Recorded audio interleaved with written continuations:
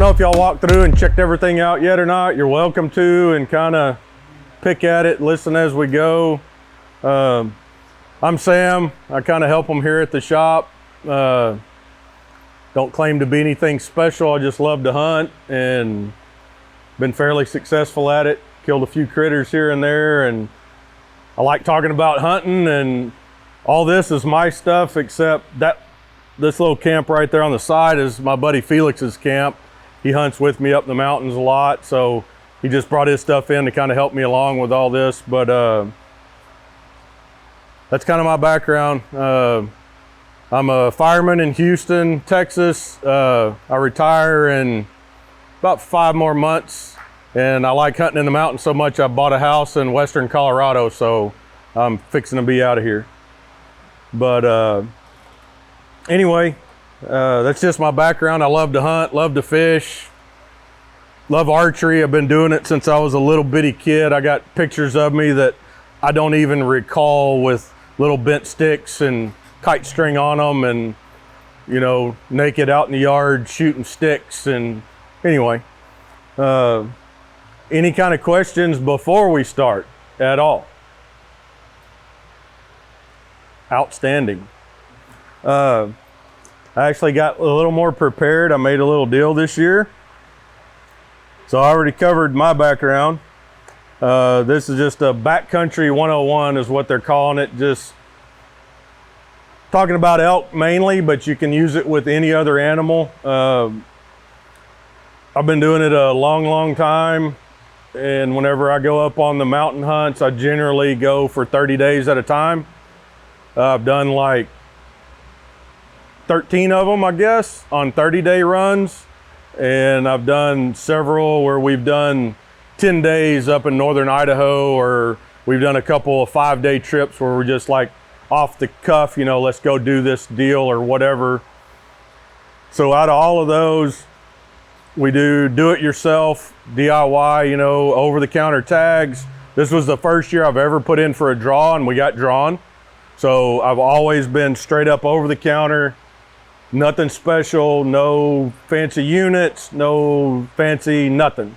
So we just kind of wing it, study maps, do what research we can. And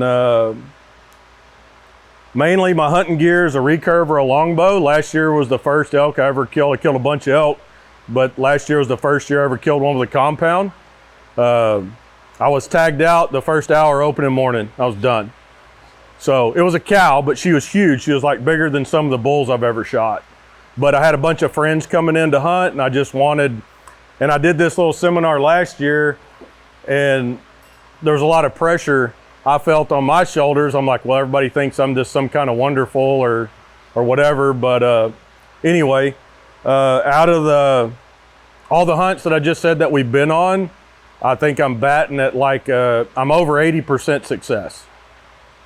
So I'm above the norm, not saying I'm anything special. I'm a lot better hunter than I am a shot. I get really close to animals, so you know, shooting stuff at 10 yards, you know, if you can hit a basketball at 10 yards, you're golden. So everybody's a little different. You may not like the way I put some of this stuff, but I'm pretty cut and dry. It's just how it is. I wrote on here why we do it. I do it because I love it. I don't hardly drink any beers. I don't do drugs, but that's my high. That's my drug of choice is hunting. I was hunting last night till 12:30. I killed 2 pigs yesterday morning. I killed a couple pigs the first of the week last week or whatever. Well, anyway, I just love to hunt. I would hunt grasshoppers if there's nothing else left to hunt, or I'd go fishing if I couldn't hunt, you know, so that's why I do it. The only reason I'm getting into that is Felix, he drew a tag this year, and if we go out hunting, nobody gives 2 shits if he kills an elk or not at the end of the day. So nobody cares. Nobody cares if Sam kills an elk this year or gets a bear or whatever. Nobody gives a crap. I mean, at the end of the day, I will be happy if you kill a giant bull and I got to pack it out 10 miles. I'd be thrilled with it. But at the end of the day, nobody else really cares. So you got to go into it, for me, for the right reasons. I do it because I love it. I mean, I did a little 20-second video last year in the pouring rain. It rained on us for like 6-7 days in a row, and it was freezing and whatever. And it was just, I do it because I love to, you know, I just love to do it. And you got to want to be there. If you don't want to be there, then you're not going to be there. You're going to leave. And I'm not going to call specific names out. People can, you know, do whatever they want to do. But in all the years that we've been going up in the mountains, there's only been one person that stayed the length of time, and that was Felix. And it's nothing against anybody, but my buddy that just left, he had to go home. He took off work for 30 days. He was coming up for 30 days last year. He's going to do the whole 30 with me. He spent roughly $5,000 on gear, bought him a brand new bow, spent $1,100 on license and tags. We got in there, I shot that cow opening morning. He helped me pack out 1 pack load of meat, 5 miles. And then we went back, and 2 days later, he was gone. I came back to camp, and he's one of my best friends. We've been best friends since we were 15 years old. He got so sick that I came back down, and I was talking to the tent, like right there. I was like, hey, Donald, you know, you see anything today? You know, and I was talking to his tent. It was zipped up. Tarp was over it. I talked for like 10 minutes and didn't get a response. I'm like, man, he must be feeling bad. And I went over there and unzipped it. Empty. He was gone. He spent all that money, took all that time off of work, busted his rear all year long to be able to take that time off to find out he got altitude sickness. He couldn't be up in the mountains. You know, stuff happens. What elevation was that at? We're about 10.5, 11, right at 11. So, but we came in, he acclimated at my house there in Colorado, and seemed to be doing fine, and it just like slowly progressed. And I was like, altitude sickness is real, like it'll kill you. So if it starts happening, you need to drop elevation like immediately. You can, I think it's an embolism, like they got to put you in a bariatric chamber. We talked about it last year. You get a prescription for it from your doctor, but I don't remember the name of the drug. But you can go to your doctor, because it's not a narcotic or nothing, but you can get this prescription and start taking it before you gain elevation. So it is real, and know how to deal with it.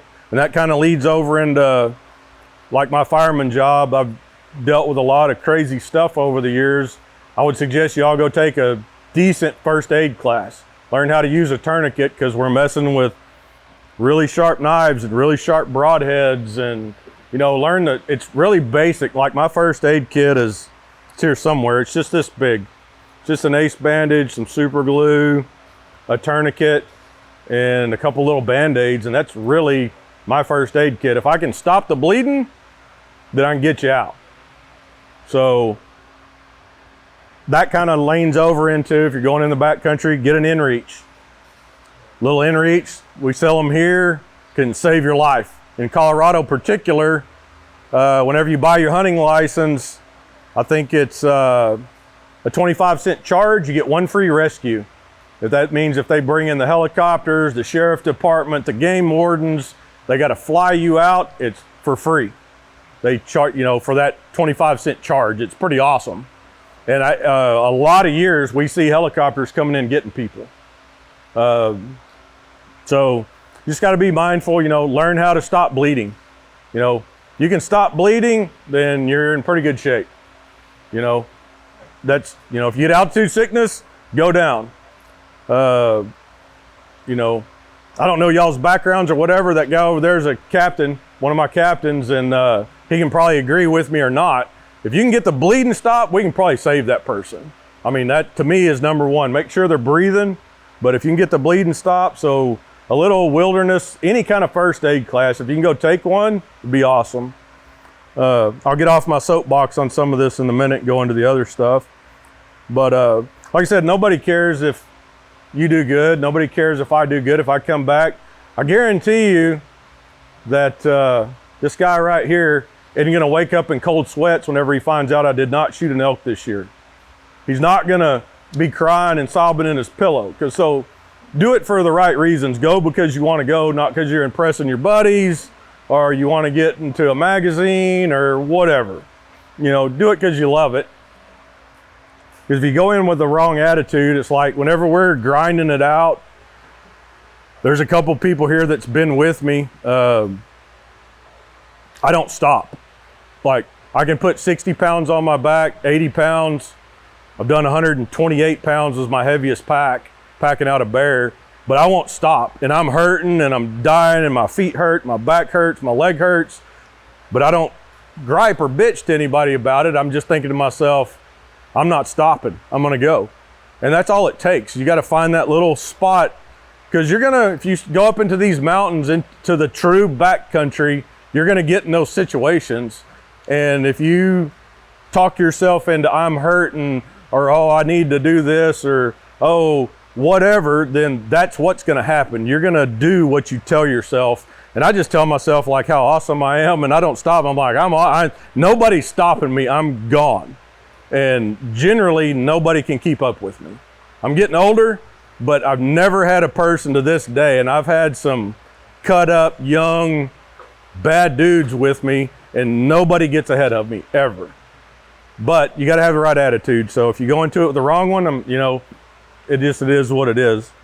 It's a really good way to figure out who you're hunting with, because you'll find out a lot about somebody really, really quick in the mountains. Like really fast, real fast and in a hurry. I invite a lot of people that I don't know well. Max and them came up and hunted with me, and I tell everybody the same thing. I don't care who you are, I don't care if you're rich or you're poor or who the hell you are. You piss me off, you're gonna wake up and I'm gonna be gone. So know your way out. So that's, get yourself a map and a good Onyx, because I ain't gonna put up with bitching and complaining and people not helping. Because to be a viable part of a team or anything, you gotta pull your share of weight. Like one year I had this guy come up, he was, you know, whatever, from Michigan, really cool dude. He just didn't know or whatever. Well, I spent 4 days ahead, because I go up early, set up a spike back in or whatever, and I cut firewood. Had this huge pile of wood set up. We came in for like 10 days of hunting, and we're getting like into day 4. And I've been, the whole time, just been watching this wood pile just slowly shrinking in size. And I didn't say nothing. I just kept, I'd look at it every now and then, and that night came, we're like, he goes, oh, we're out of wood. And I was like, better get your saw out, Bubba, because I done did all the first of it. I said, think about what you're doing, you know. Felix can tell you, it's a bitch in some of these places to go get water. You know, we carry those little bags right there, and sometimes you got to go down a long ways and get water. Well, if I just did it, you know, get on your horse and go down there and get some water. You know, just help out. You'll figure out who you're hunting with real quick.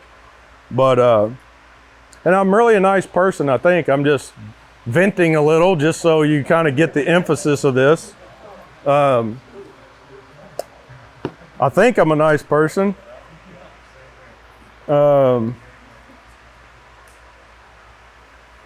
Yeah, just keep a good attitude. It's kind of like I was saying that earlier. You know, you can never quit. Just tell yourself, I'm not stopping. You know, there's nothing that can stop you, because if you tell yourself there's something that will, then it's going to stop you, and you're going to quit, and you're going to go home. And then so the best one, I'm going to try not to be long-winded with all this stuff. Had some other guys from Michigan that actually were the first people that invited me to Colorado. I've hunted Montana, Idaho, and Colorado. The first year I hunted Colorado, these guys invited me up, and there were some newer guys, and the guy that invited me up killed on the first morning. And he stayed at the truck and just fished and messed around. Well, I had his newbie guys kind of went with me to the area where we knew there was elk. They were younger guys, super nice, did everything. I mean, I didn't even have to cut wood, didn't get water. These guys were young, strong, whatever.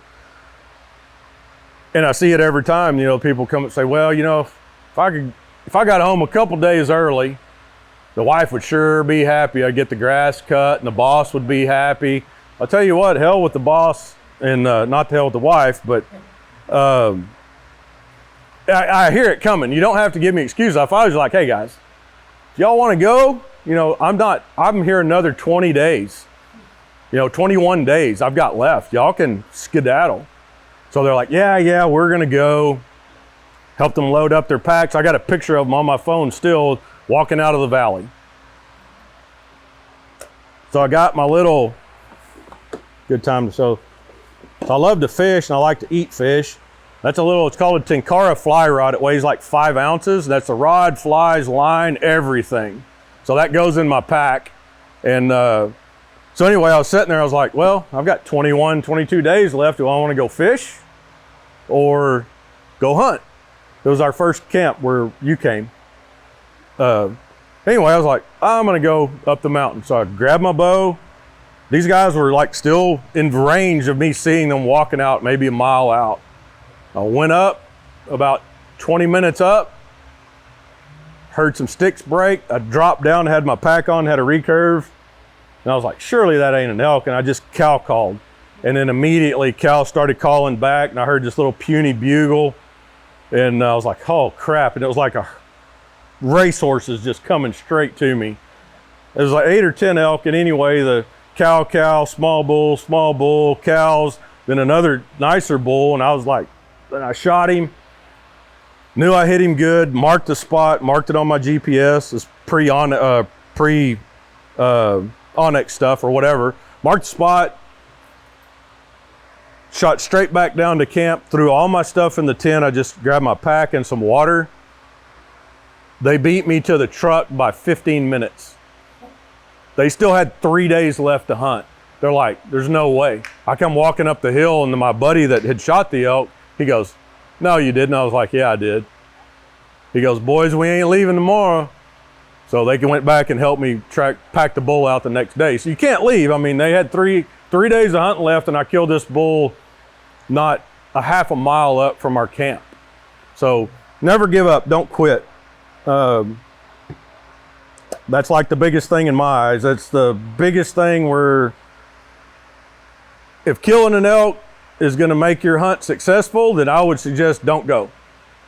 Because the odds of, and I may not be right on the math, but as far as I understand, the odds of shooting an elk with a bow in the US, private and public, just in elk, bull or cow, is in the lower than 15% range. So 15% of peoples will shoot an elk with a bow. So if you want to put a bull in that equation, a lot more cows are killed than bulls. What are you going to drop it to? 8? Just maybe say 8%. And then if you want to say a giant bull, I'm going to say it's going to be under 1%. So if your only reason to go is to come back with the elk, then it's probably the wrong reason to go, because there's going to be usually a very steep learning curve of how to get an elk, you know. So it just depends. But this is all, you know, it's public. This may be what you see on every square inch of public ground whenever you go to some places. It may look like this for miles with this camps 5 feet from each other. That's why you have, and I wrote it here, you always have a backup plan. You know, research before you go. Get your maps. If you're going to this unit, usually if it's over the counter, you can hunt adjoining units. Get 10 spots that you would be happy to hunt. And if the first one ain't working, it's kind of like if we're fishing and there's a cove over there and I'm fishing it and I'm not catching fish for an hour, we'll quit fishing it and go to a different cove. You know, go somewhere else, go find something else. That being said, elk ain't like a deer. You can spook them and they may run 10 miles to the next valley. They ain't gonna stop sometimes. But, you know, a deer run over here, you know, you can find good sign, you can find old sign, you find fresh tracks, fresh crap, but the best thing is elk standing in the tracks. You know, if it ain't working, go find them, you know, keep moving. And at the end of your hunt, even if it didn't turn out bad, at least you gave it everything you had and tried every option. So you can't blame nothing, you can't blame yourself, it wasn't in the cards for that year, so whatever. Trying to be quick on this stuff. There will be a lot of hunting pressure in certain areas. It just depends. In the little town I live in, I met a Boyer builds custom longbows and recurves this last year, and went up to his house. He's like 10 minutes from me. So I went up to visit him and meet him, and he had this huge trophy room. It's literally as big as this. And they had a lot of nice elk, some moose, bison, cougar. I mean, had a lot of nice animals. And every single one of them was shot by him or his two boys with a longbow on public ground. So, and I said, man, you know, I said, I kill elk and stuff. I said, the only problem is, you know, is just finding places where there ain't people. And he just kind of grinned. He goes, well, we'll have to school you up. I was like, all right, so I'm going to buy a bow. So you just got to find the places. They're there to be had. Opening morning last year, I saw 17 elk opening morning right at daylight. So you just got to put yourself in the right spot. And there's no rhyme or reason to that. You just boot leather and go, you know.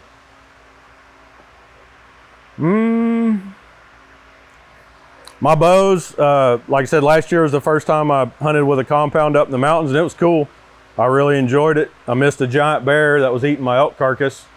I didn't pay attention. I mean, he was right there on the carcass. There was this stupid little limb coming off a lay down log, and I hit that limb about 6 yards in front of the bear and missed him by about 5 feet.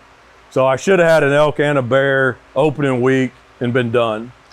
But I'm shooting the rig I'm running. You don't have to. 75 pounds with a 500 grain arrow, shooting about 290. So I can kind of get away with shooting a big expandable if I want to. You know, if you're shooting less poundage, you know, all your setups, best thing I can tell you is come here, talk to the guys that know the stuff, and go with experience versus I thinks.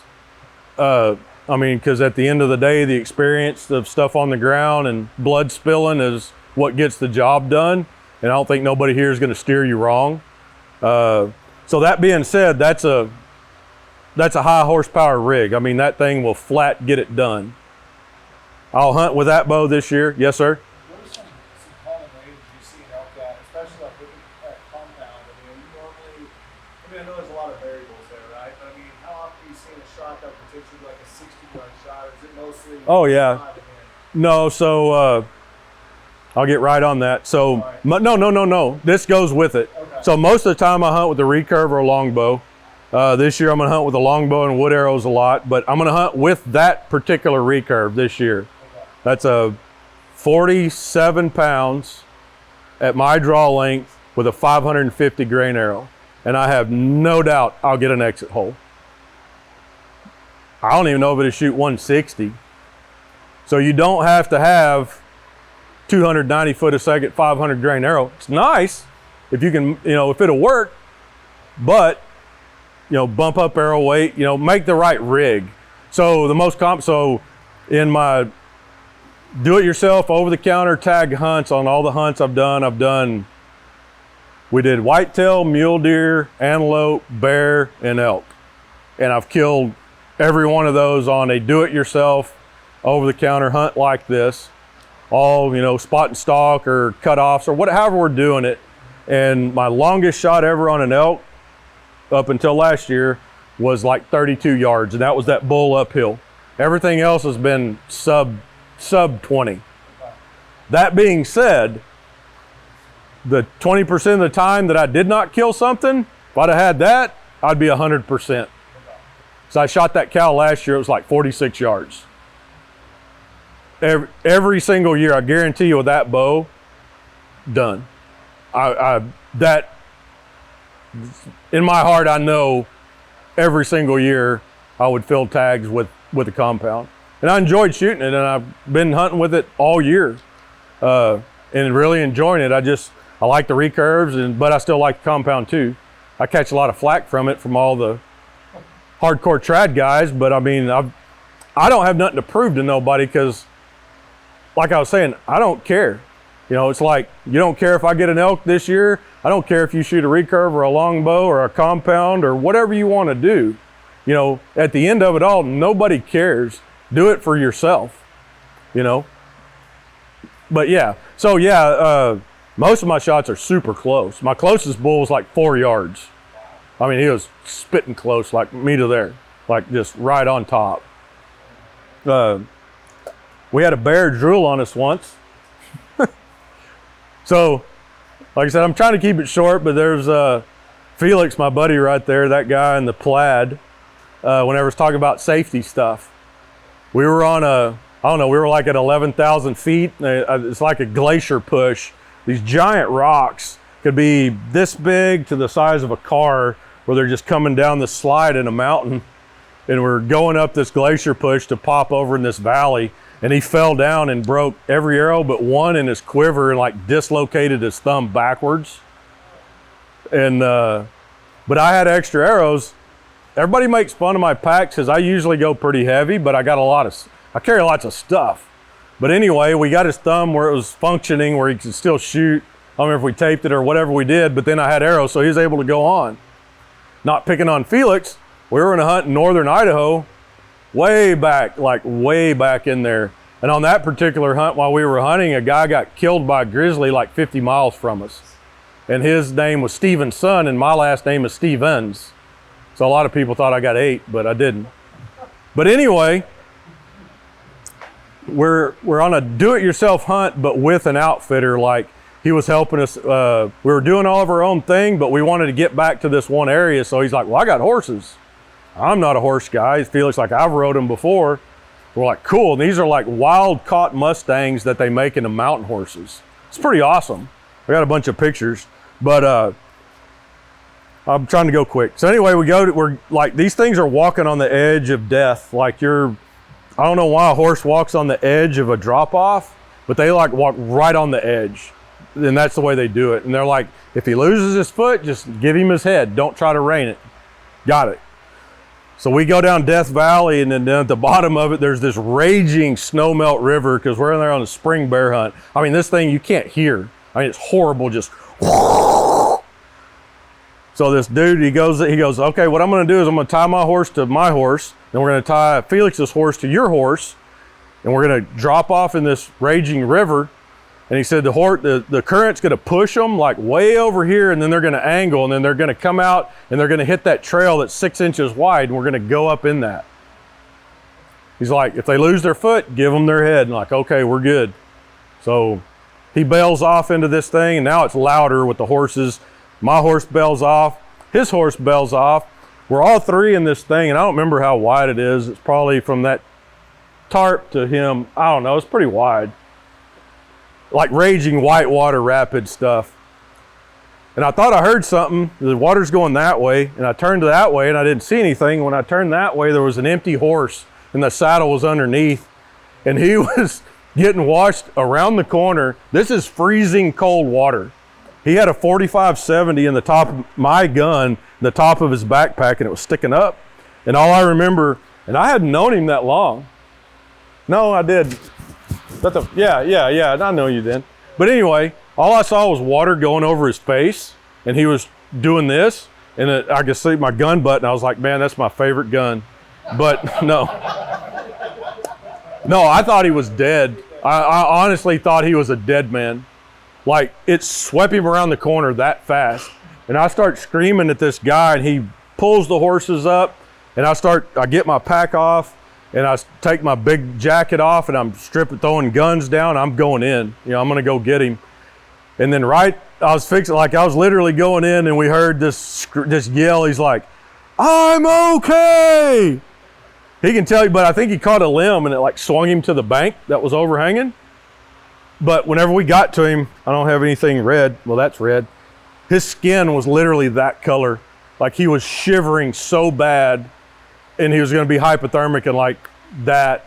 And luckily for my packs that everybody makes fun of me with, I had an extra pair of long underwear. He's bigger than me, but we got him stripped down. We got him warm clothes on, got him in my rain gear. And anyway, he didn't die. So you got to be real careful, know how to take care of things, you know, think on your feet. Anyway, I just thought it was a cool story. Yeah, but you never know what's going to happen. There could be bad stuff. I just knew I was going to have to tell his wife, you know, Felix wasn't coming home. But anyway, so just be ready for that. So that's my bow and arrow setup. So I'd feel comfortable shooting an elk with a 45-pound longbow and a good 600 grain wood arrow versus shooting them with that at the correct distance and the correct broadhead for each setup. I'm gonna try, I like trying a lot of new crap or stuff. So there's some broadheads that we just started carrying that's getting real good reviews. I'm gonna kind of try some of those this year, you know, just different things. I was new to the compound world, and Tyler last year, he's like, hey, I got this stabilizer, this, you know, I know you go up a long time and try it, and I'm like, yeah, I don't know. But then I tried it and I like, this thing's awesome. He's somewhere, the guy that makes them's here. But yeah, that thing, I put them on, I got a couple of compounds now, I put them on all my bows. They're friggin' awesome. They take the weight off. So anyway, try new stuff. Don't be afraid to try new stuff.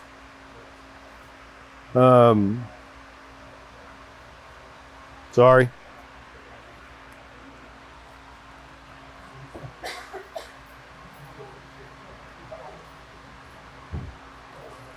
Already covered, pick you an area and have a bunch of backup spots, and don't be afraid to, if you're not doing any good, jump up and go to a different spot. I mean, it ain't gonna do, you know, it hurts nothing to try a new area. What kind of habitat are you normally looking for? Are you looking for like The roughest, nastiest stuff you can find on the map, because that's where people are gonna stay out of, and that's where they'll go in. I saw a deal the other day, like it's that black line on the floor, and it made sense. So in most of these valleys, there's a little creek or some kind of water at that floor. And some survey, I forget where I saw it, it's not mine. They said most of the elk are killed roughly 1,500 to 2,000 feet elevation gain from that water going up the sides. Because they said what happens is everybody travels that valley that's going in to hunt, and they're just pushing them up. So they're going up to the first bench or saddles in the really rough terrain, and that's where they're going. That's where I kill most of my elk, is in those places. I just never put it together with that theory. Like I said, I don't remember who did it to give them the credit, but it wasn't me. But I find the nastiest, roughest spots to get in, and that's where you'll find most of the elk. So last year, like I said, I killed the first day, and then I missed the bear, and several different guys came in and hunted, and then everybody dispersed. And one of them, like I said, I'm not telling off on anybody, is probably one of the toughest dudes I know. Young dude, physically fit, bad dude. I mean, I don't want to, you know, if he wants to fight me, I'm just going to shoot him. Like, tough young guy. That was the most miserable I've ever seen anybody in my life, because I have a little list, and it's this stuff here. And I'm like, hey, this is what you need. I'm not claiming to know it all. I'm not claiming to come up with it. I mean, I've watched a million videos, like anybody that's interested. Like Aaron Snyder's a great outlet for this kind of stuff. I love his stuff. The Elk 101 guys, you know, all these different things, and I've watched them, then I've tailored my stuff to me. But I know what works, and I know what to keep me healthy and dry and warm. So if you leave out some of these items, so I was already in. He's like, hey, I can catch a flight. This is spur of the moment. I'm like, yeah, come on. So my son drove to the airport, picked him up. We gave him a coordinate. He's an ex-military dude. I'm like, I think you can find me. You know, I'm back in there like 5-6 miles. He found me. He found the spot. But whenever my son dropped him off at the trailhead, and it's at 10,000 feet, 9,800 is where he dropped him off.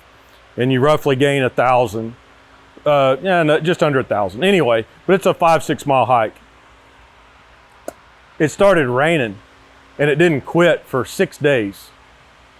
And he was not good. He didn't bring the boots I told him to bring. He did not bring rain pants. He did not bring merino wool to stay warm. He was soaking wet. We hunted 2.5 more days, and I could tell. So where I was camped, I was really close to these elk, so it wouldn't start a fire, right? And we would split up, because I was hunting bears and he was going after elk. We would kind of split, and we'd come back in the evenings, whatever. And I could tell that evening of like the third night, whatever it was, and I was like, how you feeling, man? He goes, if I don't have to sleep in this tent one more night after this, I'll be happy with this hunt. So I'm like, got it. I started this huge bonfire. We got him warm as we could and packed out the next morning. And I got pictures of us packing out. I'm 52. I don't know how old this guy is, maybe 37. I don't know. Big, strong dude. I beat him to the truck by 48 minutes. He said he had to stop and take pictures. But that was the most miserable I've seen a person on a hunt. So we got back and we went to play bingo at the VFW hall and all the old ladies. It was a good time. It was a good hunt. So you're like thinking that close to all, just considering thermals and stuff, you don't like to get below them or above them? I kind of go below and over. Okay. Yeah. So, any questions on anything? Feel free.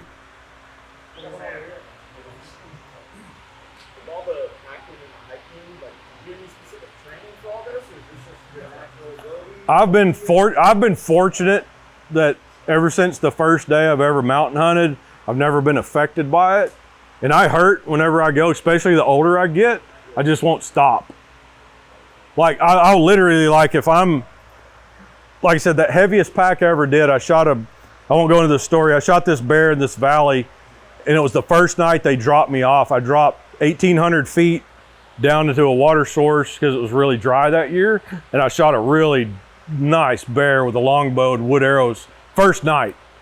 But I had a 55-pound pack and I shot it the first night. Well, this old dude, he's a really good friend of mine, my best friend in Colorado, Vietnam veteran. He's 70-something years old. I mean, as they say, harder than woodpecker lips, dude. This guy comes down there and he gets to me at after midnight to help me get this bear out. And I told him, don't come. Anyway, my pack was like 120 something pounds. And that was the most grueling going back out of that thing. And my body did not want to go, but I didn't want to quit, you know? And it's the same thing on any trail, packing anything, you just can't stop. Now, if you get to the point where you're gonna have a medical issue, yeah, I'm not saying try to push through a heart attack or a stroke or whatever, but you just gotta tell yourself, hey, I got it. So the training that I do, I'm getting bigger, but the only training I do is I'll fill that pack with 50 plus pounds and just walk. You know, even here, just walk, just build your legs up. And if any way possible, try to get several days early as you can and get up to that elevation and kind of acclimate. There's nothing special about it. If you start feeling bad at the altitude, immediately drop, don't stay, because it can kill you. So I've just been fortunate where I've never been affected by it, but like when I'm hurting, I won't let anybody see it because I'll just we're gone. He's the same way. That dude right there, you can put weight on his back and we're gone. We don't quit. Unfortunately, it's over 50 pounds because whenever we go back in, we stay at least 7 days. My longest stint I ever did out was 14 days. So that was just that particular occasion. Like sometimes I've packed out a lot of 80-pound packs and that's brutal. I mean, it hurts. It really does. But it's kind of like if I put 80 pounds on this for this last load, I don't have to come back in here 7 or 8 miles to get this other load. So you just kind of weigh it out. What's like the average? So like my meat pack average distance, I would say is 5 miles, roughly, one way. And that's back to the truck, like that's back to your truck, yeah, to base camp or trailhead or wherever. That's generally where I find elk. I mean, you'll find them anywhere, but I've been fortunate. I've just been able to find them. And like the place that I killed that elk last year, I've hunted it many times, and I just like that's where they're going to be, and that's where they were. You know, and it's not a secret spot. You know, there's hunting pressure in there, but there's some good bulls too. You know, it's just I'll go a long way if I'm game. Combo of glassing and calling pretty much? I don't call a lot. I'll call a little. I base it on what the elk are doing. Like most of your hunts aren't going to be the TV show Primos elk hunt. I mean, it's just not reality. I'm not saying it ain't gonna happen. It's happened a few times, and it's magical. I mean, like I said, I don't do drugs. Dude, I get so fired up. I mean, I shot 2 pigs yesterday morning, and I almost screwed up because I shoot a hinge on the compound, and I was almost just ripped it off, and I was like, nope.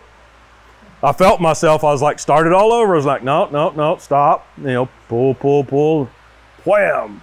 But yeah, I still get jacked up shooting pigs. So you can imagine if I got a screaming bull. But I've had a few of those magical rut times where they come in and they're going nuts, and then I get super aggressive, and it's worked. You know, if they're, and some of the stuff I'm talking about, I haven't coined. It's not my phrases, but I've seen it said. It's like, but I've watched it firsthand. You know, you see a bull up there, like, I'm gonna bugle him in. It's like, woo! He takes off. You know, sometimes they'll come straight to you. I think it's Joel Turner's calling theory or something like that, which I truly believe in, because I did it before I heard him talk about it. I just didn't know what I was doing. But he likes getting like real close in on the elk.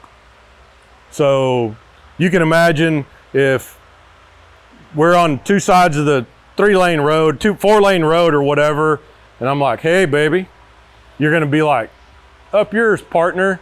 And that's probably gonna be the end of it. But if we're on the same side of the road and I'm walking right beside you and I do that, you're probably gonna lay me out. So if you can sneak up real close on those really bulls that are wanting to work, get right in the bedroom with them, they respond a lot better than calling them from 10 miles off. That's what I've found. The cow calling, I do cold cow calling, like I'll just, do little calls softly, just kind of feeling stuff out, because it's the lead cow that takes the elk everywhere. It's not the bull. So the bull's coming to kick your butt, right? But if you got elk over there and you put off a cow call or a bugle that lead cow doesn't like, she's gonna take off. He's gonna herd everybody with her, but she's leading the way. So she's really the one you don't want to spook.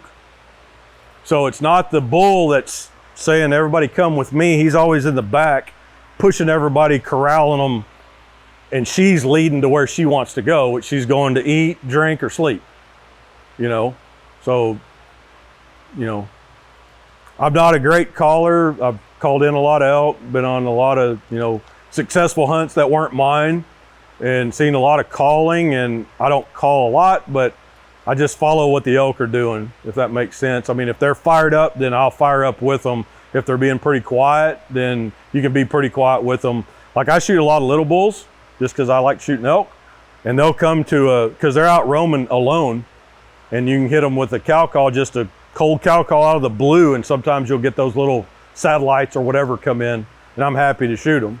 So, just watch a lot of videos, and then whenever you get there, it's kind of like same thing with calling deer.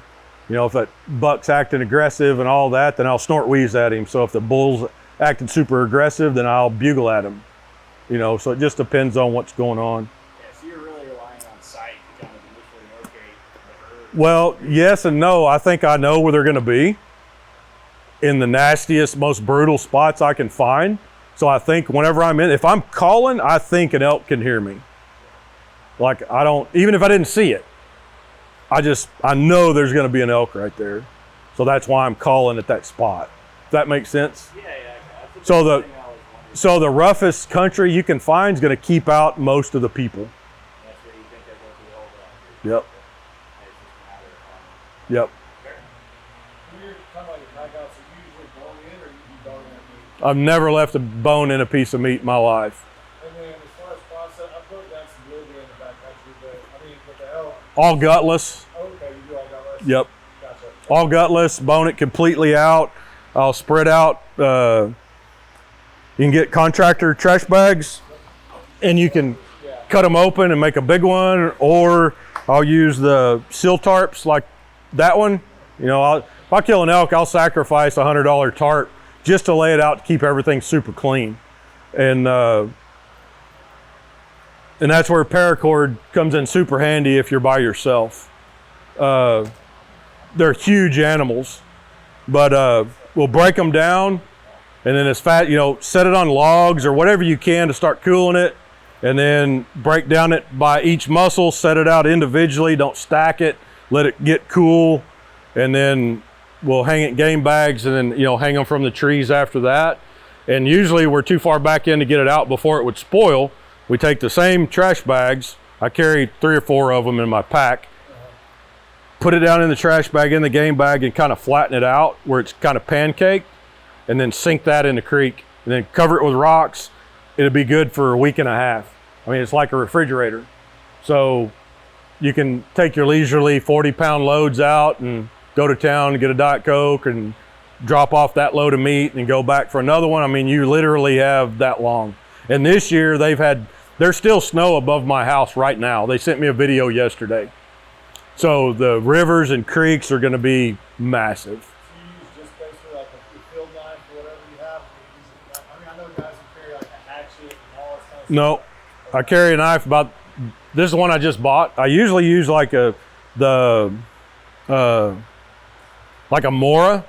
They're like 15 bucks, but I wanted a little thicker blade or whatever, so I bought this little thing, super light. But I've broken down, I carry a Leatherman every day on my belt. There's a Leatherman on my bino harness, which that's the only one I'll carry if I'm backpack hunting. But I've broken down whole elk with a Leatherman. It's not, they're... Like, if you're bringing that meat back, what size coolers are you utilizing? Are you shipping it back? Or? No, I got a house there now, so I just got to go downtown. Usually you can find a processor, and they'll just clean it, bag it, and freeze it, and then you can pick it up when you leave. You think like if I had 2 125 quart, you could get okay. Yeah. But that's the reason that I do it, it's for the meat. Unfortunately, we just got mine back from the processor here a couple months ago. My wife and son live up there. I don't move up till I retire. But my son is 6'4" and weighs 330. He ate all the elk steaks already. Every one. I'm serious. He's a big boy. He looks like a Viking. I'll just kind of go into random stuff real quick. So calls, I don't use anything particular. I like hitting the Walmarts up whenever I'm driving back and forth to the house in Colorado at the end of the year when everything's on clearance. And if anything's like super cheap, I'll just buy it and try it. My favorite calls, getting old, are these two. They're just super, they probably sound like crap.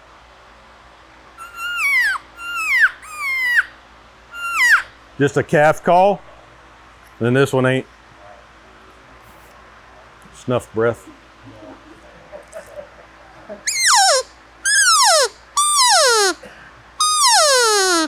I always do the emphasis on them. You don't want to do fast chirpy calls because that's like an alarm bark. So stay away from quick stuff like that. Do kind of drawn out estrusy calls, but that's kind of the calling that I do right there. These little push button things ain't too bad. That works. You can get $100 bugle tubes or whatever. This is like a $3 kids play bat off Amazon, and it's the same thing, you know, for your bugle tube. I won't try to do that.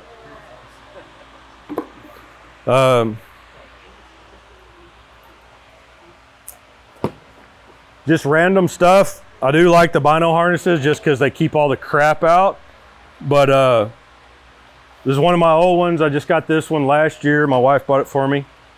But if I'm hunting with a compound, I got my release and a backup release and this little side and my rangefinder right there.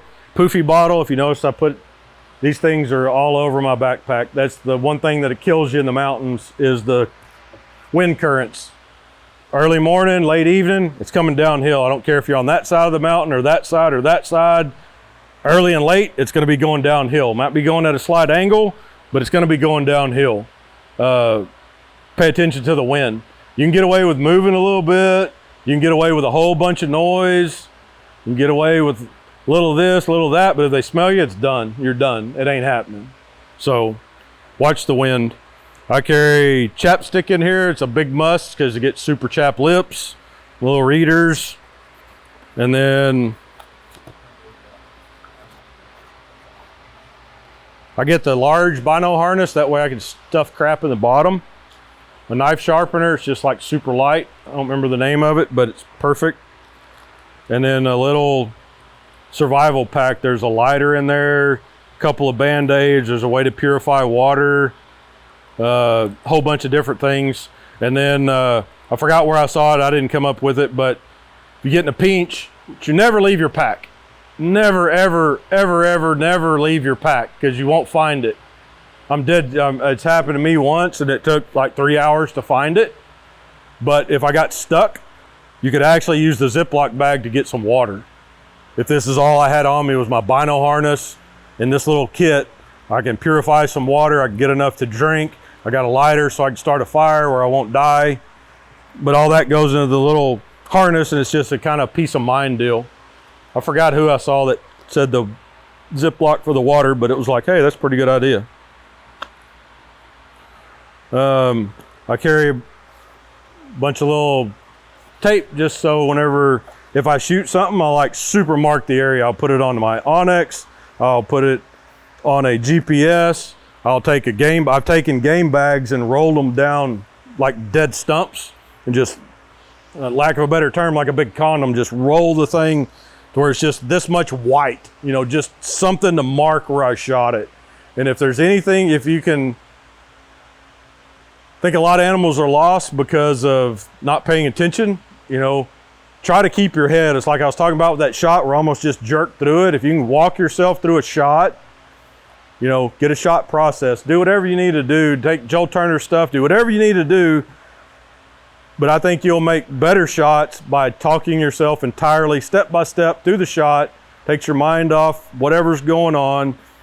But then if you can add steps to that afterwards, you can say, okay, I hit him, he was standing beside that sunflower, and last time I saw him, he was by that log. Mark your spot, don't go up there, by all means. Elk are huge, they can go a long, long, long way, even with a pretty good shot. Don't bump them. In doubt, back out, they say, leave them alone, but just try to remember everything. Mark it on Onyx, mark the spot, mark this, mark that, mark that. Anyway, I won't go in too far with that, but yeah. So I'll just kind of go into random stuff. If you start getting blisters, saw this from Aaron Snyder, that Leuco tape, that's the best thing in the world. You can buy a thing of Leuco tape on Amazon and stick you a piece on your foot whenever you get home. That thing will be stuck there for 4 or 5 days. Like, it does not come off. The skin's coming off. But Leuco tape will save a hunt. If you start getting any little hot spot at all, immediately tape it up. Immediately tape it up. But Leuco tape, cigarette lighters. I have 2 or 3 little cigarette lighters that I carry. There's a little tent repair thing. I've actually got, this is my little first aid bag. I've got a little suture kit. Just super basic stuff.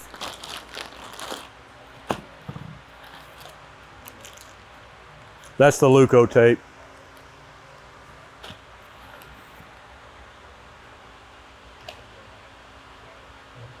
Readers, cheaters. I put duct tape around a lighter. It's not my deal. I saw it and it was a pretty awesome idea. Duct tape saved my butt several times. So just wrap so you don't carry this big old giant thing. Just put some around a lighter because you always need a lighter. I've never had to use one, but these little survival emergency reflective blankets, always keep one with me. May put it in the bino harness this year, I don't know. Game bags, I've got a bunch of different ones. These were just some cheap ones I found at Walmart, but they were actually pretty good. I like the tag bags I found on Rock Slide. They were a real good bag. They're more like a pant leg. So whenever you stack the meat, boned out meat in them, they're cylindrical, you know, and so tall. And so you put 2 in a pack. It stands the meat up in the weight like this. Whenever you stick a traditional bag in there, everything just goes down to the bottom, and then you got all this weight riding down here, You want, whenever you pack your pack, try to put light on the bottom, like sleeping bag, puffies, the light stuff, and then get heavier as you go up, because you want the weight pushing down on your hips, not dragging your hips down. If that makes sense. That can be brutal. That's to another major point on that, was I screwed up horribly one year, and I bought a little narrow tactical belt, like a gun belt. It was really stiff. And that pack dug that thing into my hips like it was raw, like bloody. It was horrible. I ended up taking it off and put paracord. And my buddy up there showed me these. They're like at a hippie store or something, but they're like super flexible. And you can see where the pack rides on it right there on my hip. But they're awesome because they don't dig in. And I forget, the sucker wasn't cheap either. I think it's made out of mushrooms or something, but it's pretty cool. Get you a super flexible belt. You'll be glad you did.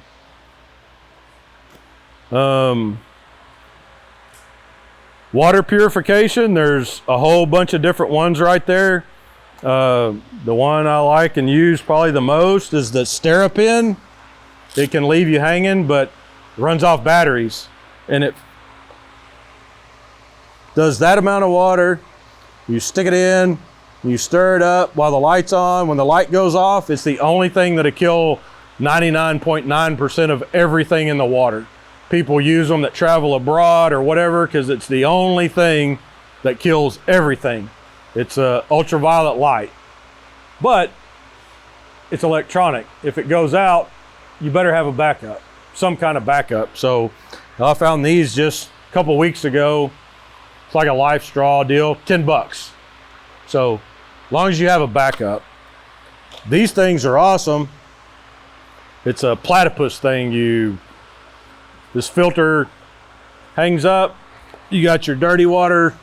That one says clean. There's dirty. So you hang the dirty one up in the tree. You hook these hoses and that filter onto it. And while you're doing nothing, it gravity feeds this to clean water. It's pretty awesome. But they claim that these can freeze on the inside, so you always want to back blow them. You always want to keep the syringe in with any of your filters to backflow them with clean water, or you may not have water. Because I've drank some of the nastiest, rankest stuff in the world, and that water will clog your filter up like very fast. So always have your syringe to backflow it.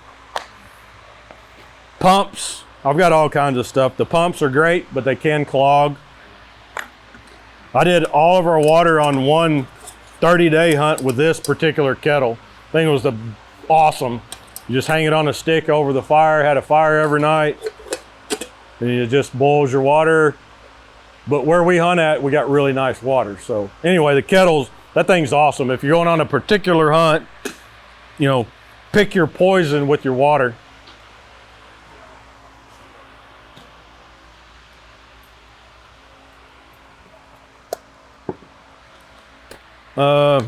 Just breaking off into different things. I've got, I like zeros. I don't like getting cold. That's what I'm running this year. Yeah. That's the first time I've gone down to a zero. I'm a little nervous about getting some more. Yeah. I can unzip it. What's that? I can unzip it. Right. Yeah, that's my thought process. So on sleeping bags, if you don't know or whatever, you got downs and then synthetics. If downs get wet, you're totally screwed. They'll go flat. They have no insulating capacities. You're just done. The synthetics are a little heavier. They're a little bulkier, but you can literally jump in a frozen lake. I wish we'd have had one for Felix. Get in it, and they say when you wake up, your clothes will be dry. That's coming from Kafaru. So it's 98% heat retention soaking wet with their slick bag and their insulation.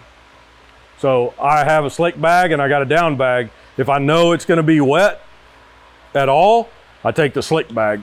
If I know there's no chance, I'd rather have the down bag because it's lighter, it compresses smaller, whatever. So that's why like I said, all this junk's mine, and each one of it's used for a different, if I'm going on this particular hunt, well, I'll tailor, pick and choose out of this stuff, I have complete confidence though that me and you could go to Walmart right now. We could outfit you out and you could get through and stay pretty comfortable. It's going to be heavy, but you'd survive it. You know, you'd be able to make the hunt. So, and then that goes into sleeping mats. There's a bunch. Y'all can look at this stuff if you want at any time. There's different mats, different insulated mats, non-insulated mats, fold-out foam mats. So that's all. You know, I've got a $250 one and I've got a $30 one from Amazon, and they all serve their purposes. So anyway, but yeah, on protection, I get questions a lot about bears or wolves or grizzlies. So if I'm in grizzly country, I have a titanium scandium 44 Magnum, and I'll carry that in grizzly country. If it's just black bears or whatever, a friend of mine showed me these. They're called extreme penetrators. They'll shoot through a pine tree, but it makes your 9mm a viable bear gun. I wouldn't say grizzly bear gun, but black bears, you know, I've run into killed a lot of black bears. I hunted a lot of black bears. I've tracked a lot of bears for other people. Never had issues with black bears. I've had them bluff or whatever. Mainly, these are for two-legged people, because you don't know these days. I mean, being honest, I carry a gun more to just defend myself against anything that could arise. Whether it's a rabid chipmunk, a crackhead, or a bear, I'm gonna have something on me. But they're called extreme penetrators. They're pretty awesome. I like the boonie hats. Everybody makes fun of me here for wearing these, but I got a bald head. Keeps rain, keeps crap from getting down your shirt. They're awesome.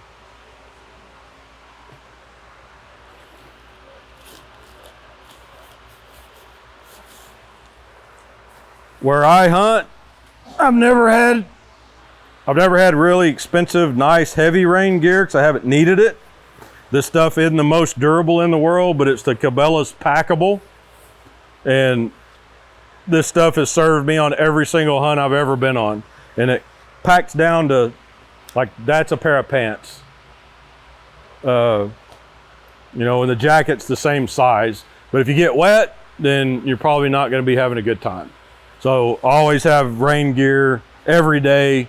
Even when I leave camp, you know, my camp setup, if I'm going to hunt, rain gear still comes with me. But the Cabela's Packable stuff's awesome. Stoves, I like the little jet boils. I got several different ones. Fuel size just depends on how long you're going and what you're doing. There's the bigger fuels and the smaller fuels. Different type of stove. I don't even know what this one is. The jet boil has worked for me great, so I dip snuff, as you can tell, so I dump all my cans in this thing to save weight whenever I go. I just try to cut weight anywhere I can instead of packing all the cans. I think I told you about the little Tenkara fly rod. It's like 5 ounces with flies, line, everything. I've caught so many fish on this thing, and more people that hunt with me have probably fished with this than I have. I mean, it's like the #1 camp go-to. I carry one of these just in case. A lot of years, my favorite shelter has been that teepee, and I wouldn't have the nest with the screen, just run that teepee. Never had any problems with bugs, ever. Anywhere I hunted, I'd use that teepee. And I went up one year, and the mosquitoes were horrible, and they just come right under the bottom because it's like an air gap, and they were just killing me. And luckily I had one of these, and that was the only way I could take a nap during the day. Luckily when it got dark, they disappeared. It's not like here. I don't know what it is. I preach. These have been used a lot. 100% leather gloves, especially if you're going to camp for a good while in one location or hiking in with your trekking poles. If you fall, well, that can save your hands. But if you get any nylon mesh on here, because invariably the way we do fires, you got a glove on, you're going to reach in there with a glove, and you can mess with your fire. You can do a whole lot of stuff with leather gloves. Don't get synthetics. 100% leather. I've seen synthetics fail so many times, getting burned up or just falling apart. Just a good pair of leather gloves is what I preach. I like the skinnier paracord. I think it's 2.5 millimeter or something like that. It's plenty strong enough to hold an elk leg up while you're taking a quarter off or whatever. Saves a lot of weight. I like the reflective stuff. You can see it tied because won't trip on it around camp. And I really like this stuff a lot better than the larger paracord. If at all possible, this is where I lack in a lot of things. I'm not great with a map and compass. You know, I really want to learn. I'm going to go take a class where I can learn better, but get a map of where you're at. I've been doing it a long time, and however it is, I can look at the map and I can look into a valley and I can say, okay, I know where that peak is. I know where this is. It may be miles apart, but I can always end up pretty darn close to where I'm heading just by remembering or knowing. I can't get you on here and say it's 4 degrees less because I'm at this declination point or whatever, but get a paper map. That way you can at least show somebody, hey, I'm going to this spot. And if you do get in trouble, these things come find your body or something. And that's not a joke. I think 2 years ago, they found a sheep hunter or goat hunter. He's hunting mountain goat. I think it was in Colorado. Been missing since like 1967. His bow was still laying beside him. They found him down in a crease in a rock. Skeleton, wallet still had his ID in it and everything. That's crazy. I preach these like I'll never go anywhere without a pair of gaiters, just because the dew in the mornings can get so horrific and horrible that your pant leg soaks up instantly, then it goes into your sock, then it goes straight down into your boot, and then you're totally screwed because you'll never dry your boots out. It won't happen. So you'll put them on, it keeps all the dew from getting in your boots. They're worth their weight in gold. I preach these things hard. I've got several different pairs. And then I think, was it last year, there wasn't a drop of dew. We didn't need them. You never had to wear them. It was so dry. But I carry them anyway. It's worth the weight. Boonie hat again. I carry a camp saw. This one isn't the one I carry. Carry a super light one, more like that one, but process a lot of firewood. I don't cut animals up with it. Like I said, I can take any animal you put in front of me apart with a Leatherman blade. It's just for wood. Boots, this is the ones I packed the bear up the 1,800 straight up feet with a 100-something pound pack, but you can't bend these suckers. Like these are like hardcore rock mountain boot, like you can't bend them.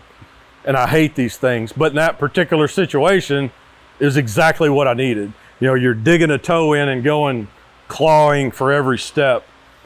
But that's the only time I wear these. If the terrain's gonna be like horrible, like really bad, that's the pair of boots. My favorite pair of boots, they don't make them anymore, are these. It was like a Mendel Cabela's collaboration, and it's very similar. These are really expensive Kenetrex. I mean, they look probably the same. It's probably a $600 pair of boots, but all leather on these.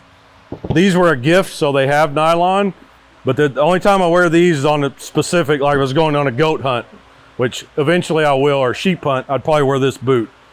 But for the elk hunting and all the other hunting I do, all leather, because I burned a hole the first night in camp because it was so wet and I didn't have gaiters. I was trying to dry my boots out and burned a hole right through the side of my boot. So I had the Gorilla Tape around the lighter, made a patch, and it lasted the whole month. But I never bought another pair. I've never bought another pair of boots with my money to take hunting that aren't 100% leather. So take that for what it's worth. That right there is the best thing in the world. Snow seal, the real old snow seal. We'll sit there with a blow dryer and put in 10 coats. I have not had wet feet in years. Like other than stepping off into a creek wrong or something, my feet do not get wet. Snow seal them correctly, follow the directions. On a 100% leather pair of boots, you're golden. These are Kenetrex. Yeah, I think so. I mean, a quality boot that they're gonna back up. So Mendel boots are really good. This was just one that they made with Cabela's. This is still my favorite pair of boots. I like them better than the Kenetrex, but they don't make this boot anymore. I'm sure Mendel has a boot that is very similar. I haven't wore these out yet. I mean, these things have been going for 5 seasons. Mendel does still make, I wear those exact same boots, the Cabela's ones. Yeah. But I'll double check because I'm going to end up having to place them here pretty soon, and Mendel makes that exact same boot. Yeah, I'll buy another pair. I mean, I love those things. So on your feet and boots, I wear liner socks. Some people don't like them. I won't go without them. Put the liner sock on, then I like the higher sock, that comes up to my calf just so they don't ride down. But whenever I wear the liner socks, I think it doesn't make it overly tight, but it makes it tight enough. My foot does not move in those boots. I get no lift, no movement. And I will get it with just a pair of socks. So that little bitty, I mean, these are like super thin, but I wear liners everywhere. Every hunt I go on, I wear liners in the mountains.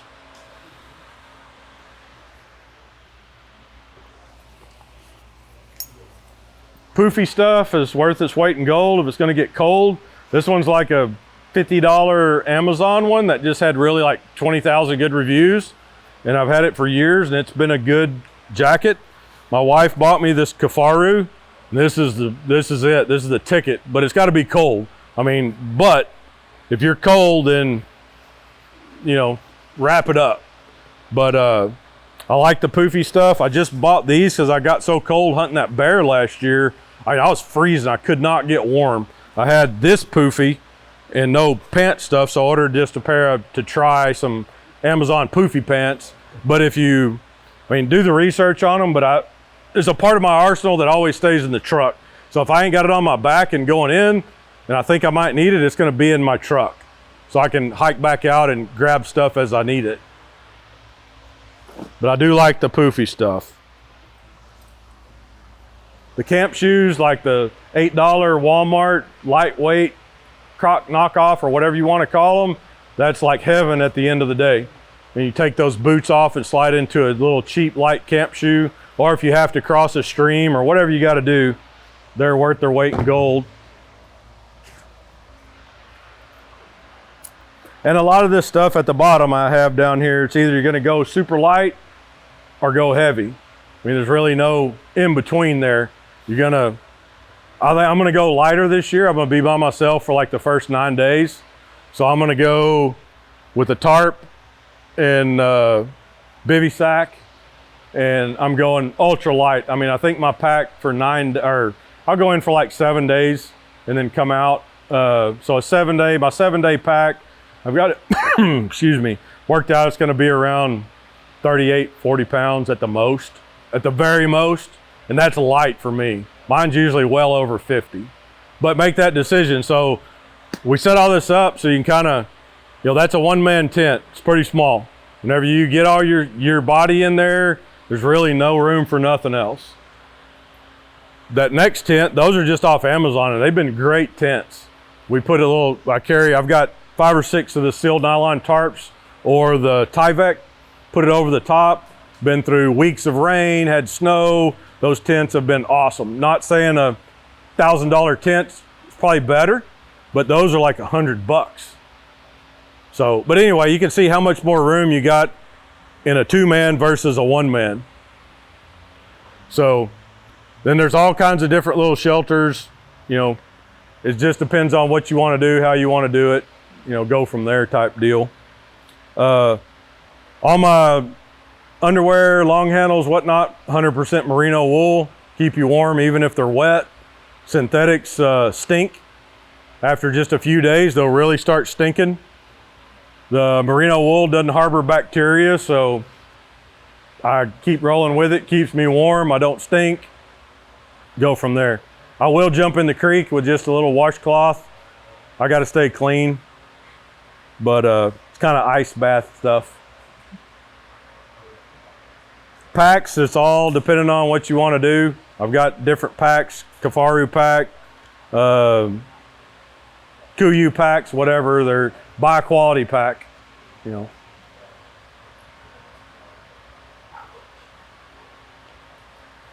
Food, you know what you're gonna eat, you know what you like. Our main meals generally are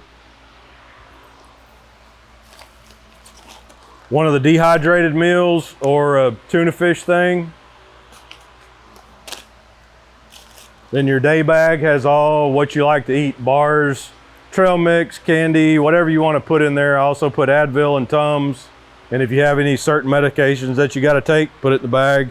And you'll have one of those for every day and one of the meals for every day, and real easy food concept.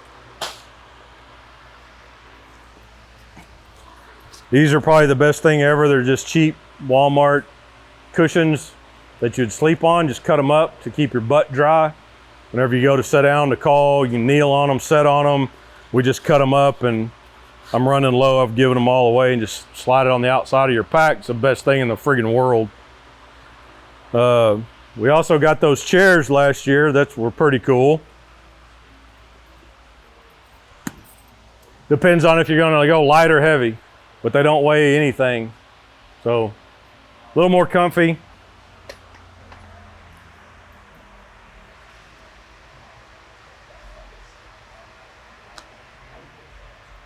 I wear like a heavy, so I bring in, the pants I'm wearing, I have one bottom, whether it's a medium or light, depending on what the weather's gonna do, and merino wool, one extra pair of socks, one extra pair of underwear. I have a fleece hoodie or a heavy fleece shirt to go over that. And then I'll have a vest and a puffy. And then if it gets really cold, I still got my rain gear. And if I have all that on and I'm getting cold, I'm in bad shape. So, pack according to what you think it's gonna be. You can always put all your stuff on, start a fire, get warm enough until the next day to go out to get heavier clothing if you had to. But that's where a lot of the heavy packs come in, because you keep throwing stuff in a pack and throwing stuff in a pack. And after you've done it for several years, you'll figure out, if you'll sit back and look at this stuff and then be like, well, I brought this, but I've never used it, not one time. Just throw it in the box, put it in the truck. You can have it if you need it. Trekking poles are worth their weight in gold. They say that it takes, I don't know the percentage, 30% of the weight off your legs by using trekking poles. And it gives you, you don't fall as much because you can stab one in the ground if you're leaning over with a heavy pack. But trekking poles, I don't go hunting without them anymore.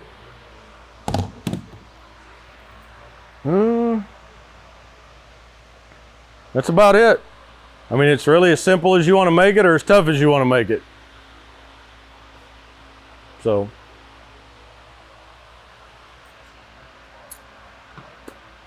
any questions? You talked a little bit about the tarp setup. I'm thinking about going to do the same industry, but if I make a mistake by not utilizing a bivvy? I would use one. Yeah, okay. If you get rain blowing in from the side or just heavy winds at all. I'm looking at I've been working on a tarp fish, but it's something I can completely enclose, but pretty enclosed. So when you say bivvy, are you talking about like what I got laying there with it? You can walk back here. Okay, yeah. Because that's I've got the 0-degree bag is down, and I got 15 degrees just synthetic. I'll probably keep one in the truck. So this is a slick bag. Okay. So that's the bivvy. It's just a cover. I wasn't gonna do that. I've got a heavy duty emergency blanket that I was gonna put down as my ground sheet, and then use my pad, and then just my sleeping bag. You can, but I would still go that route. Okay. Even like that's a bivvy. Yeah. The bad thing about these is they get a lot of condensation in them. Yeah. Which I use them all. That just keeps it off your face. Right. Yeah. If you really have to. But they don't weigh. Yeah, they don't weigh nothing. You can always not use it. Yeah. Okay. I would have it rather than not. Yeah. Always better have it not need it than because it's so light. Yeah. Okay. I wouldn't for me, because if you have this, sometimes if it's a beautiful night, you ain't even got to pitch the tarp. Right. Yeah. Yeah. You just go right on the ground. Okay. So that one is just a military surplus one, and that thing works great. Okay. So on top of that, now I didn't say earlier, sleeping bag liner. Buy one. Okay. Because you'll ruin your sleeping bag. You'll get oils from your skin, moisture, You put that liner in there. What You can. material do you use for your liner? That one's like $100 one. It's made out of silk, but you can buy the $15 cheap one on that nylon. Fleece or, nylon. So that way you can pull it out at night because you're going to be dragging dirt, pine cone bits, needles, all into that expensive sleeping bag. Okay, gotcha. So if you put that liner in there, you just pull it out, turn it inside out, shake it out, set it in the sun, and it saves your sleeping bag. Okay. Like that sleeping bag's the treated down, but even the treated down, it's gotten moist, and it's took days and days and days of sunlight to actually dry it out. See, and that's what I'm afraid of, especially if I go to the tarp setup with the down. And it's treated down. It's like Well, so is that one. Yeah, but you know. Like, But see that's a slick bag. That's a zero slick bag. So is this Storm Glacier? Or what? No, that's Kafaru. Oh, okay, yeah. 98% heat retention, soaking wet. That's It's hard to beat. It is. They're not cheap, but it's hard to beat. Yeah. Yep. But just do a ground cloth like cheap Tyvek. That's a lot wider bag than I thought. You can turn in it. Yeah, see, that's the biggest thing. So right now I use Big Agnes because I just hate. No, I love down, but that's all I use now. Okay. Well, I still would take that one like if it was snowing, if it was going on the snow hunt, and I know there's no moisture, I'd take it down. Relatively like dryish. Yeah. Yep. Okay. Gotcha. All right. Yeah, this is my first elk. We've done 4 different backpack trips for mule deer with rifle, but I'm doing archery and elk for the first time this year. Cool. So we'll see how it goes. I'm Sam, by the way. Cody Schrader. Nice to meet you, man. Yes, sir. Same here. I think we're done. Awesome. Like I said, I don't claim to be nobody. I just love to hunt. Well, experience is a lot. You know what I mean? Right. Like, and that's the thing is experience is the best teacher. But like I said, I'm going this year doing several different things for the first time. Yep. I've got experience I can pull from and apply it, but no direct experience. Right? Well, that's why I wanted to just set all this up. Yeah. I still got to drive to Houston to go to work tonight. Ooh. I just love this stuff. I was hunting till midnight last night. Yeah. And then I got up, we finished my truck, then we came here, set this up, and I still got to go to Houston. Yeah, that's rough, man. Yeah, you definitely love it. No, just like it. Well, I appreciate Come you to taking Archery the time. Country.